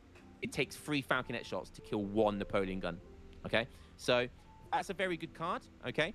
And then the one next to it is basically an age-free factory. Yes, it costs 500 resources, but it's a factory in age-free. Okay, so it's a very, very good economic card. Indiana, yeah, they're not very good. Okay, so you get Indiana, what was it? Mammoth Improvement Act. That essentially allows you to queue an age up for free into age 4. Okay, so you can get to industrial for free with that card. However, you might think that's good, but you can't build villagers from your TC the entire time. Okay, and it takes 3.5 times longer to age up. So it's not a good card. It's considered not to be a good card at all. And in the Imperial Age, it essentially makes it almost 50% cheaper, which is kind of good when you think about it. But again, it takes longer. So that one is what's the other one? The federal card. I can't remember what that does. Okay. So it's basically a military card, and you get to ship an extra carbine cavalry per shipment, but it's not very good. It's not that great. So Indiana, you want to stay away from. If you want the age up with regulars, which I often do, and especially with this build, we will go up with New Hampshire. However, over on the sharpshooter side, Kentucky is, again, that's very meta, okay? Oh, yeah. And the reason for that, okay, is that's quite a good card, okay? It used to have no wood resource attached to it, and it was very strong then. But the reason you want it is for the other one, which gives you an extra sharpshooter, an extra skirmisher per shipment you sent. And this card is very often sent after about 7 or 8 shipments that have been sent. So for 500 gold, you're often getting about 14 or 15 skirmishers, and that's a mixture of sharpshooters and owlhoots. That is an insane card. It's very, very heavy tempo card. It's really, really good. So you've got so you can see here it's split into 2. Okay, you've got 2 regulars and 2 sharpshooters. Okay, the New Hampshire is the better regular card, and the Kentucky is the better sharpshooter card. So depending on if you want regulars or sharpshooters, it's entirely up to you, and I'll let you make the decision. Okay, perfect. We'll go for New Hampshire this time around, just because I feel like pretty standard. I don't know, people may get upset. Kentucky as well. I'll probably just pick New Hampshire anyway. Then I'm gonna show everybody the Tennessee cards. I feel like Tennessee is more for like an FI build, usually is how I see it.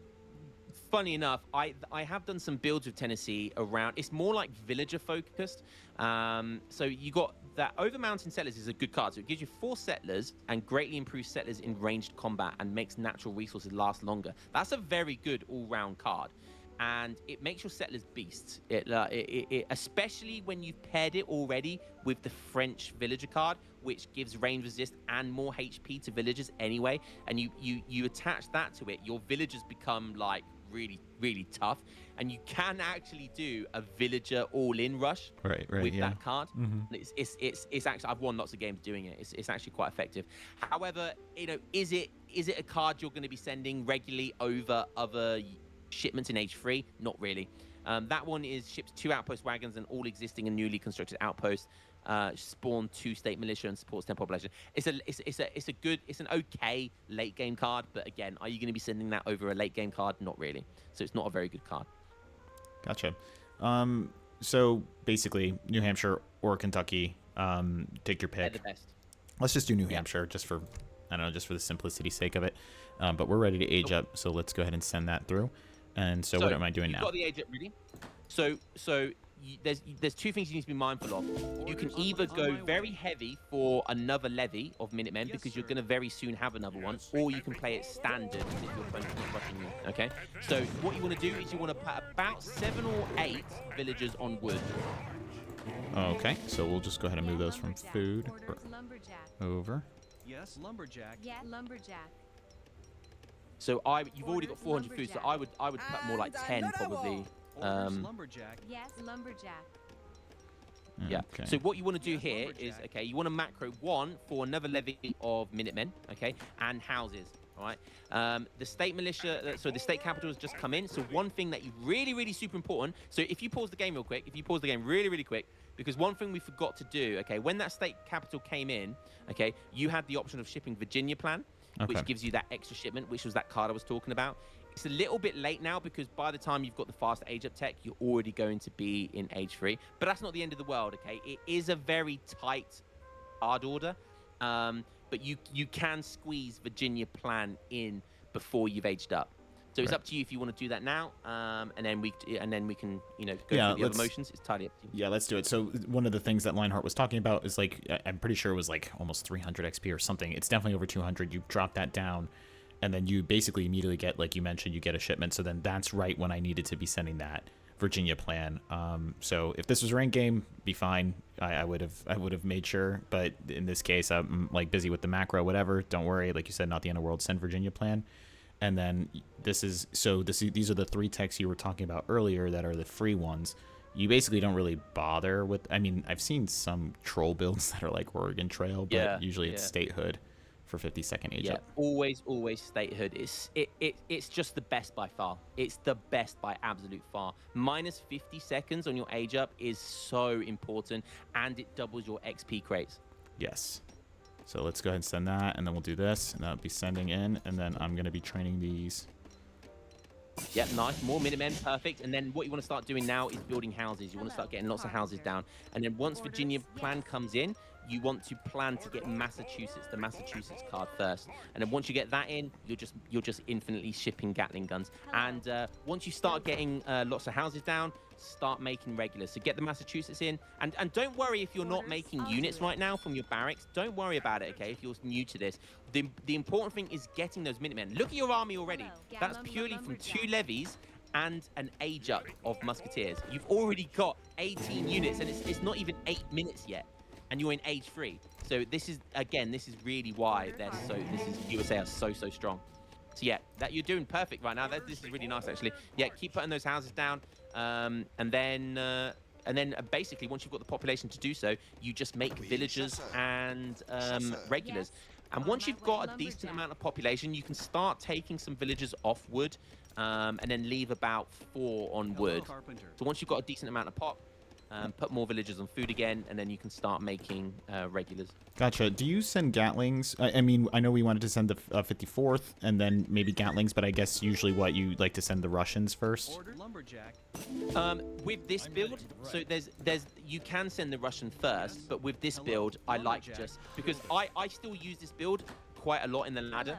And it's very good against certain civs that struggle with early artillery. So some other builds you can send Russia Company first. It's a very good eco card. It gives you population as well. Yeah, you can send it after the first 3 Gatlings, and then what you can do is you can send the Russia blockhouses really far to your opponent's base, and then every other Gatling gun shipment you can send from the blockhouses, so they don't have to travel a lot. So that's actually a really good idea. Okay, gotcha. And so now we're just kind of rolling at this point. So now we have the Gatlings coming in, so you guys can see the stats on those. And these are the regulars. We've mentioned them, but now they're vet stat just because of the 54th Massachusetts. And you see the shipments are just rolling in at this point, just from everything that we have going on. And so I've kind of adjusted the macro. I feel like we have the pop space is not too bad. So I guess at this point, I put down a market. I guess we can just start getting market techs. You wouldn't send Hamiltonian at this point or anything like that, right? No. Yeah, that's good. And yeah, you're basically playing this perfect. I'll be honest. This is really nice macro actually. So anyone that watches this back, you know, your basic macro here is really good. Yeah, and then when the blockhouses come, I'd start pushing. You know, I'd already start pushing. You know, I'd be in his base right now. As soon as those 3 Gatling guns come, I'll be in his base and I'll be pushing in, and he'll be having a really hard time dealing with those Gatling guns. Right. Okay, sweet. Oh, and then there we go, another levy, and then you can levy from these guys as well, from the blockhouses. So in case anybody was wondering about that one. Yeah, that's a really good point. So your any outposts, forts, and TCs can all get levies of Minutemen. Do you like to put them together, or do you place them apart? Or It's entirely up to you. A lot of people like putting them together because it's more difficult to push into. But if you want to take the map and get more herds and stuff like that, it's entirely fine. It's basically another preference thing. Lumberjack. What I will often do is, like, say you've got a herd, a third or fourth herd that started walking away. I'll put one of my blockhouses in base near that herd, and then I'll send one blockhouse really far forward to be like basically a shipment point.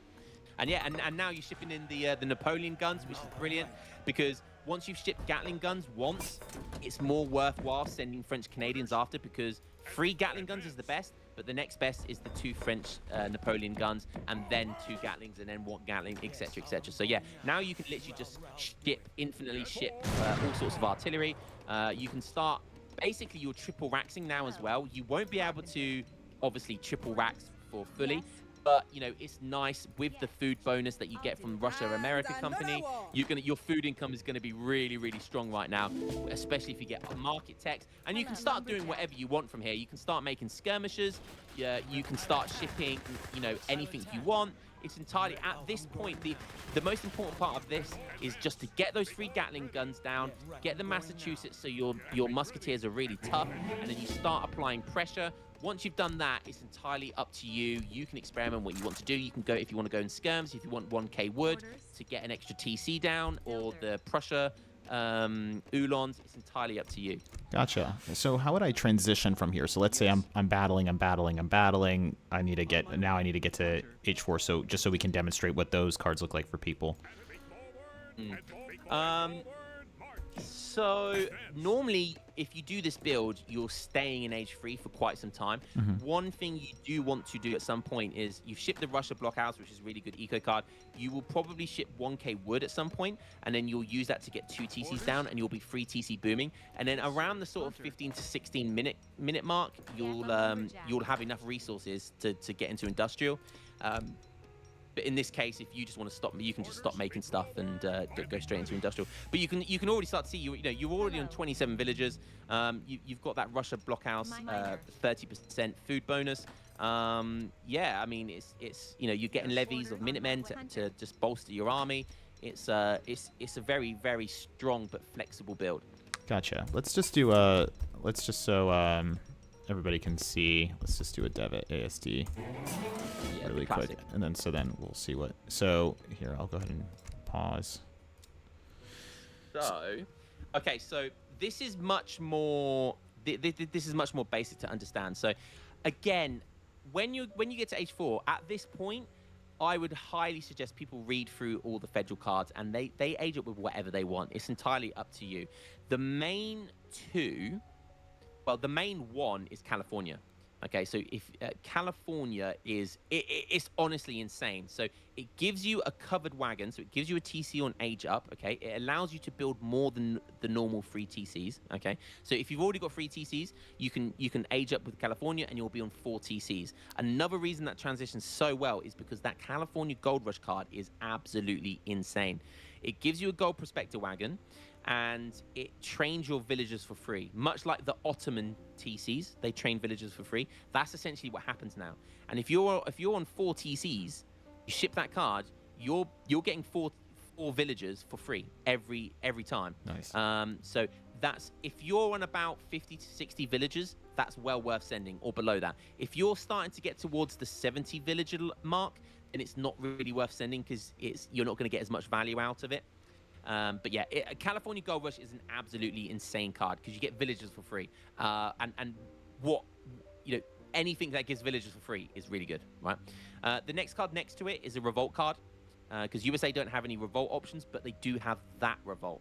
And I have to admit, that is one of my favorite cards. I've won with that revolt so many times. Really? Okay, cool. Basically, yeah, it's actually a really good card. What it does is it turns all of your villagers into Californos, which are like a goon type unit, but they have a ranged snare. They're actually really, really quite good, and they're only 1 pop.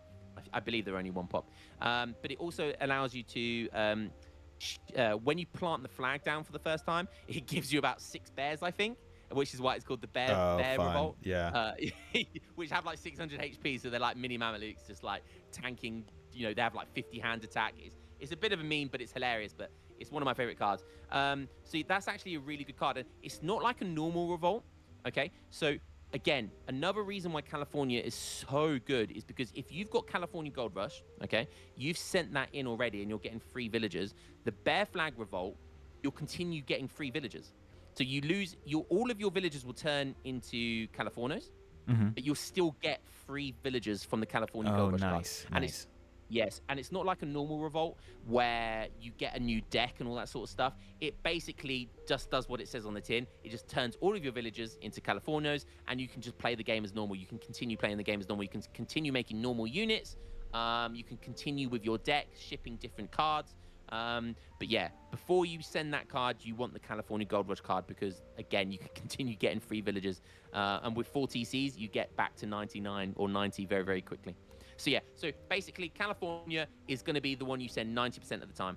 Nice. New Jersey is quite good. It gives you a horse artillery upon aging up, which is pretty good.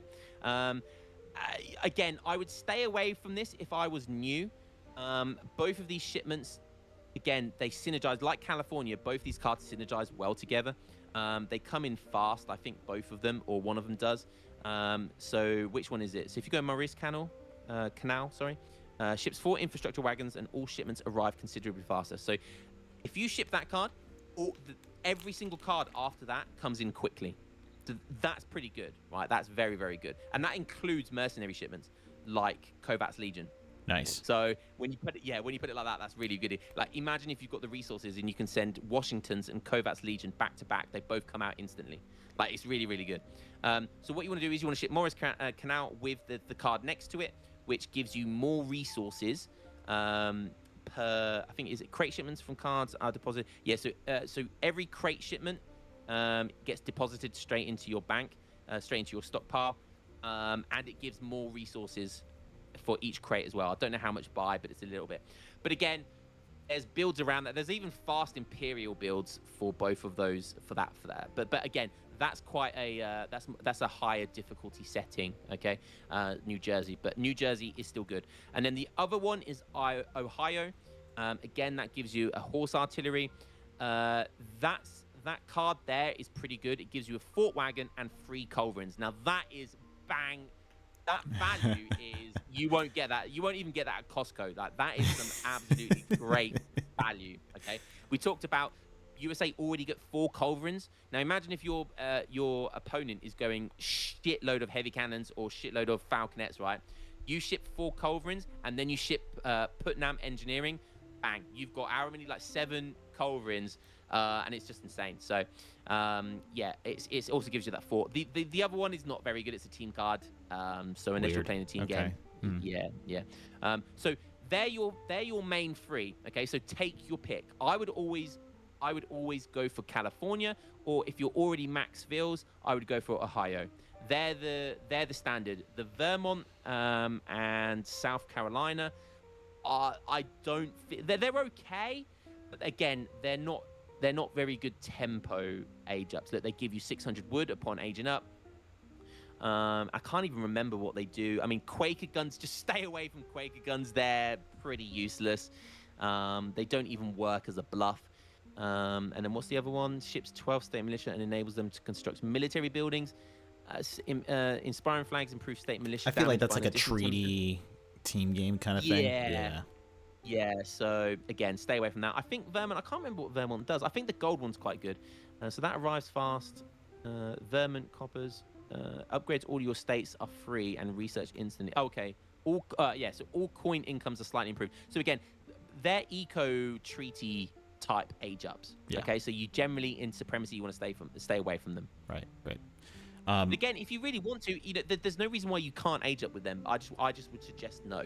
And then one of the things that you've talked about in previous videos that you've done on your channel, going back to New Jersey, the Morris Canal. So you usually, I think you showcase, I forget who you were showcasing, but it was you mentioned something about how planting estates with all 4 infrastructure wagons gives you the bonus XP from that building being placed down that then gives you additional shipments that then feeds back into sending in those resources that you would need from the New Jersey seaports. So, and now that's exactly right. So you can put down estates, but because that's quite an expensive building, it gives you a lot of build XP. So yeah, Maurice Canal.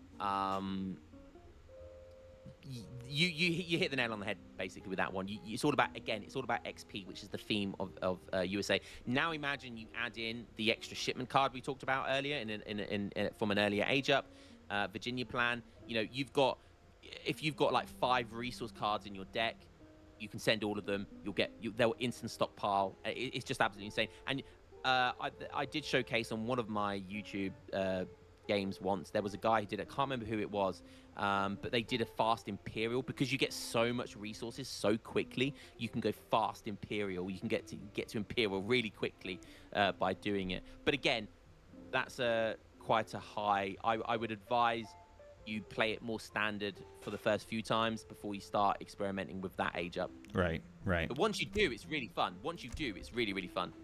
So let's go ahead and take a look and to see what you're talking about. All this is going to be pretty. I think I can turn this off, or maybe not. I don't know. But so this is kind of what you're talking about with these are the shipment wagons. So you can kind of pick these. You get the cost, right? It's the same cost, but then you can just place them down without using up your villager seconds, which is kind of the big benefit of it. Exactly. Also, the downside though is once the foundation is set or once the wagon is out, unlike if your villagers are building it, you get a little bit of wood back if it gets destroyed. You don't get that with wagons. But generally, yeah, it's much more efficient because you're not costing any villager seconds to build those out. And obviously what you can do is just spam a load of wagons or outpost wagons all across the map. And then you just start putting outposts down everywhere. And yeah, it's really, really strong. Well, that's kind of fun. Yeah. Yeah. I'll do it. So so California Gold Rush doesn't quite come in that quickly. but you get an idea now. So basically, as Lionheart is saying, that the strongest that the United States can become is just to be the Ottomans. So that's pretty cool. So now you're here, and then we can just have fun with it. So we'll just go ahead and pop that in. And then that, I think that will, well, this is fun. You can't actually place down. Okay. Yeah, one thing would be cool to show is when you get the bear flag in, to put the flag down, because it gives you those bears, but which is pretty fun. And yeah, and USA are just such a fun civ because they've got so many, they've got so many different builds, and I would always highly advise. You know, there's no one play style, especially with this civilization. So, you know, the build I'm doing that we've showcased, this Fast Fortress build, it's a very good base for you. And it's you know, if you get your decent, if you've got half decent micro, you can get to 1700 elo just doing this build. That's how good it is. Yeah, they're the Californios, very versatile cavalry unit, just a very good all-round unit. And then if you plant the flag down. All right, let's do it. Oh, it's right there, but oh, there they are. Oh, that's funny. That's pretty good. Honcho. Hand attack is pretty good. Yeah, this is fun. If you're in the middle, right, and it's not just a meme, right? If you're in the middle of a big fight, right, and your opponent's attack moving, your attack moving, and then you just plonk down 6 or however many bears you get, right? And they're soaking up, each one of them is soaking up 418 XP. They will win you games. They will win you those big battles because they just plonk them in. They're mini Mamelukes, like I said. They have 56 hand attack. Just plonk them in there and they'll just absolutely obliterate. You have fought well. To save my... And another thing to point out too is that I don't know if everybody saw, but the Guard Minutemen, so these do Shadow Tech upon reaching H4. So even if you don't go Marines, your Minutemen do improve. 260 HP with 37 range attack is nothing to sneeze at, especially for the cost. It's quite good. No, exactly. And that's another reason why, you know, it's so important to get that first levy as soon as you can, within the time that we discussed, because you want to be shipping it all the time. Because if you do go industrial or fortress, they're going to shadow tech, and it's just your Minutemen is so important that you're always shipping that levy whenever you can. Always be shipping that levy. That's one of the most important things about USA to take away. Awesome. Here, let's go over the build order really quick. I'm just going to march through it. So, you know, you want to go ahead and have one vill, 2 vills, you know, kind of herding, gathering your food, 3, and then we want to task everything else to wood, because you're going to be gathering 250 wood. You're going to place down a house and then gather 250 wood to get your French immigrants card. That's your first card. You're going to age up with 16, and then in that transition, you're going to be putting maybe 5 to 6 vills on coin, just depending on the treasures, and then everything else to food, because you're going to be gathering enough to send Minutemen. However, in transition from Minutemen, you're going to be queuing up 2 villagers, 3 villagers in that transition, and then you're going to be sending forward the Minutemen. This is during transition from age 1 to age 2. You're going to typically age up with, we said Virginia, and so, however, there are other options, but Virginia for this build. And then once that comes in, the first thing, smack bang, is going to be 700 coin. That's going to get sent in. Minutemen are going to be called out. You're going to be gathering treasures, kind of shadow boxing with your opponent. From there, you're going to be, once the 700 coin comes in, you should be sending in VGA, Virginia General Assembly. Once that comes in, get that down immediately. One of the things that we should talk about is obviously its line of sight. So place that on the edge if you can. Gives you huge line of sight. And then you're going to, once that comes down, you're going to have enough XP to get another shipment. So you're going to be sending Virginia plan next, but then you're also going to be researching statehood. That gives you the faster age up. Get your age up in queue. You can either choose Kentucky or New Hampshire, depending on how you want to play it. We discussed that earlier. And then from there, you're going to then is macro for wood and food, because wood, you're going to start placing down houses, and then you need enough food. This is going to be 400 food for the 54th, give you your vet upgrades, see if you can get another levy in. And then from there, you're off to the races. 3 Gatling guns, and then Russian American company. Make that aggressive if you can, or you can do defensive.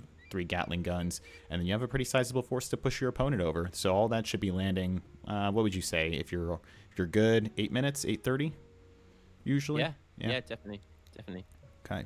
Anything else you want to add to this as we kind of wrap this up? No, that build that we've just done is, it's the standard USA build. I would highly recommend you try that build out and get that down, get your timings down, get your macro down, and then once you're happy with that build, it's very flexible. Start experimenting with the Civ. This Civ is made to experiment. It's such the meta changes with this Civ quite often because it's such a diverse Civ. There's so many crazy cards, so many crazy age up options. The meta has changed so many times, so don't be afraid to pivot away from the Fortress build once you've got that down. But that is always going to be your base. That sort of build there is always going to be your base before you start experimenting. Absolutely. Hey, well, this is awesome. Thank you so much. I think I'm going to have it where I'm going to cut out the clip where you said, hey, your macro looks really, really good. That's like my one claim to fame. Lionheart said my macro was really good. That's going to go right above my desk here. It was perfect. I really appreciate that. And thank you so much for giving us your insight, letting me pick your brain, giving this interview. That was super helpful for us, and it's going to be super helpful for the community. We hope to have you back on. I'm going to link your Twitch and your channel. I highly, highly doubt with the 900 or so people that actually have subscribed to us that a single one of them do not know who you are. But if there is one person that is under a rock that is engaging in Age of Empires 3 content and does not know who Lionheart is, he is I think you are the largest single content creator for the game at this point. I believe that is the case. And if we're not counting ESOC, which is just a group of people without integrity, right? So yeah, absolutely. Check out his Twitch, check out his channel. He is just fantastic, just really fun stuff, and just kind of he's the flagship for the game. So we are super appreciative. I'm super over the moon having you on and letting us talk to you and get your insights on the Civ. Thank you so much. The pleasure has been all mine. Thank you very much for inviting me. I always like doing these things to help people. By all means, if you want me to do it again, I'm more than happy with any other Civ. And to the people watching this, please subscribe. Well, you're almost at that 1K sub mark, which I know is really important for like monetization and just kind of being established YouTube channel. So yeah, please subscribe to the YouTube channel. Oh man, we really appreciate it. Thank you so much. And everyone, we will see you in the next one.